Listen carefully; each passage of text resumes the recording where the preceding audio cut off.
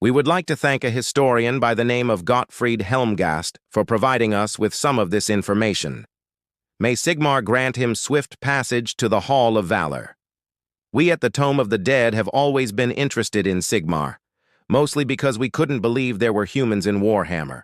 But having studied the cult of Sigmar, we can see why Sigmar is probably the most popular god in the Empire. So here's what we know about Sigmar. Sigmar Heldenhammer, aka Sigmar the Slayer, is the god of justice, courage, light, law, mankind, order, protection, and probably about 14 other things we haven't discovered yet. Sigmar is the patron god of man in the Old World and founder of the Empire. He is also the only major god of man who isn't either dead, imprisoned, an uncaring trickster, or just barely tolerated by the others. Because of this, Sigmar enjoys a massive amount of popularity among men, especially after he helped them win the apocalyptic battle of Blackfire Pass. Now, because the main source of Sigmar information is the notoriously unreliable and often contradictory fan wiki, everything before Sigmar officially becoming a god is considered mostly myth. We'll tell you what we know, but don't quote us on any of it. Sigmar was apparently once a mortal warrior who united the men of the Empire and led them against the forces of chaos at the aforementioned Battle of Blackfire Pass. There, he slew the Chaos champion Malak-il-Tanis and took his crown, which gave Sigmar power over fate and destiny. He then supposedly used this power to help the men of the Empire avoid disaster, leading them to victory in war and prosperity in peace. After a long and happy life, Sigmar apparently died of old age and was deified, though we're pretty sure that slaying Malak-il-Tanis and taking his crown had something to do with it. As you can probably guess, this story is very similar to the way that Sigmar is portrayed by the cult of Sigmar.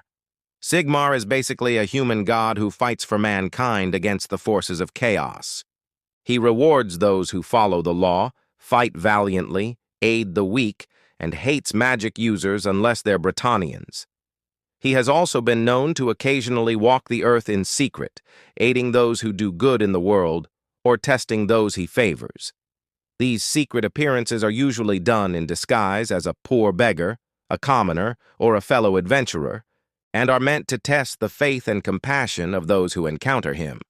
Those who treat the disguised Sigmar kindly and well are said to be blessed by the god and will often find themselves rewarded with fortune or favor unexpectedly. Those who fail this test, however, are said to suffer misfortune and ill fortune for the rest of their lives. In terms of Sigmar's clergy, we already mentioned that the main religion dedicated to him is called the Cult of Sigmar, and they administer his worship throughout the entirety of the Empire. They have temples in almost every city, town, and village, each of which is tended to by a priest of Sigmar. Now, thanks to a sage named Gottfried Helmgast, we actually have a list of their main tenets. Ready? Here goes. Number 1. Obey your orders. Number 2. Aid dwarf folk, the ancient allies of Sigmar. Number 3. Work to promote the unity of the Empire, even at the cost of individual liberty. Number 4. Bear true allegiance to His Imperial Majesty, the Emperor of Man. Number 5. Root out and destroy greenskins, the servants of chaos, and those who use corrupt magic, wherever they may hide. And number 6. Penances. The Sigmarites have quite a few different methods of penance, but they generally break down into 2 categories: destruction of one of his enemies, such as greenskins and chaos cults, and strengthening of the Empire. An example of the latter category would be rebuilding a rural imperial community. Now, we're pretty sure that if you wanted to join the cult of Sigmar, you would need to memorize all of those, but we're not actually sure. All of this comes from a single source, so take it with a grain of salt. If you want to learn more about the cult of Sigmar, then check out our video on the Slayer cult from a few weeks ago. It's pretty great. Besides being a warrior god, Sigmar is also the god of industry, invention, and craftsmanship.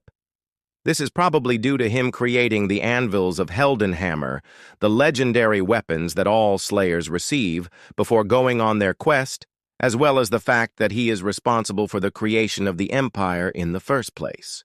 The dwarves respect Sigmar greatly for his martial prowess and bravery, and consider him a brother-in-arms who fights alongside them against the enemies of the old world.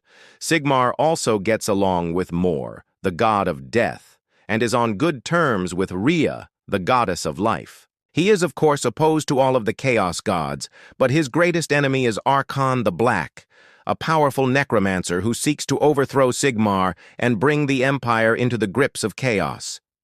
You probably noticed that we talked about the cult of Sigmar, but didn't really mention any temples dedicated to him. This is because there are only 3 temples in the old world that are solely dedicated to Sigmar. The first of these is the Tempelhof Sigmar in Altdorf, the capital city of the Empire. This is the oldest and most important shrine to Sigmar in the entire Empire, and houses the relics of the God King's mortal form, including his armor, sword, hammer, shield, and boots. The second is the Hall of Sigmar Heldenhammer in the dwarf city of Karak Azul. This shrine is so sacred that only the most senior members of the Slayer cult are allowed to enter it. The third is the floating temple of Sigmar atop Mount Gunashar in the World's Edge Mountains. This temple is home to a small order of monks who serve Sigmar and guard the mountain pass. So there you have it. That's what we know about Sigmar. If you think there's anything we missed, please let us know in the comments below. Also, while the Pantheon video did get a bit controversial, we appreciate you all sticking up for us. It's not easy trying to make an objective video about subjective topics like religion, especially when the source material is often contradictory or straight up doesn't exist. So, we're glad that you understand. Thanks again for watching, stay safe, and remember, Sigmar watches over his children.